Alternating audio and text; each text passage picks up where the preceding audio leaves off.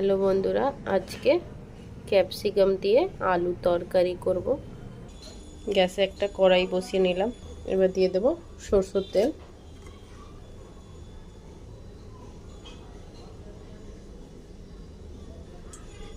সরষের তেলটা দিয়ে দিলাম।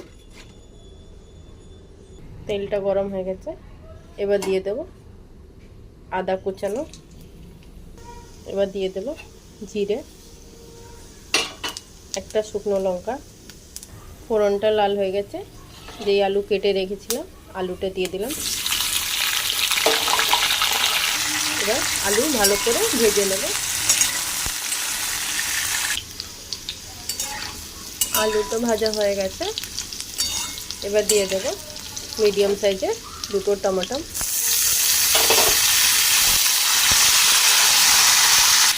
এবার দিয়ে দেব স্বাদ অনুসার নুনটা দিয়ে দিলাম এবং ভালো করে নাড়াচাড়ি করে নেব। নুনটা দিলাম, টমেটোটা গলে যাবে। এবার দিয়ে দেব মশলা, হলুদ, কাশ্মীরি লঙ্কা,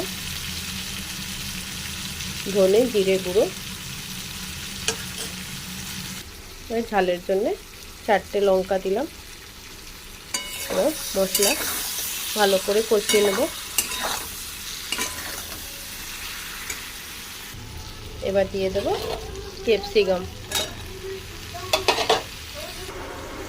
এবার ক্যাপসিকাম ভালো করে কষিয়ে নেব।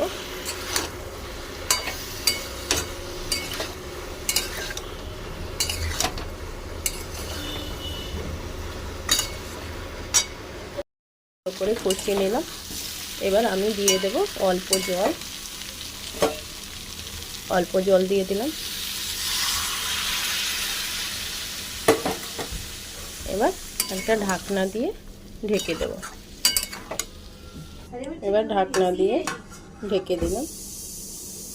15 থেকে 20 মিনিটের মধ্যে আমার ক্যাপসিকাম দিয়ে আলু তরকারি হয়ে যাবে। 15 থেকে 20 মিনিট হয়ে গেছে। এবার দেখে নেব তরকারি।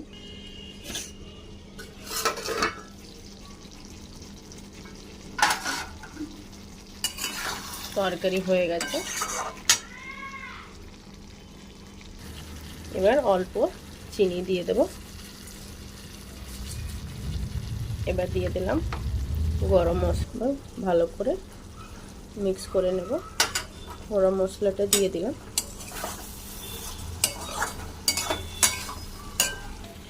এবার তরকারি হয়ে গেছে।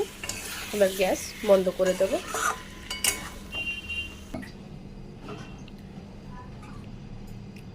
এবার আমি একটা প্লেটে বের করে নিই। ভিডিও ভালো লাগলে লাইক করবেন, সাবস্ক্রাইব করবেন, শেয়ার করবেন। টাটা।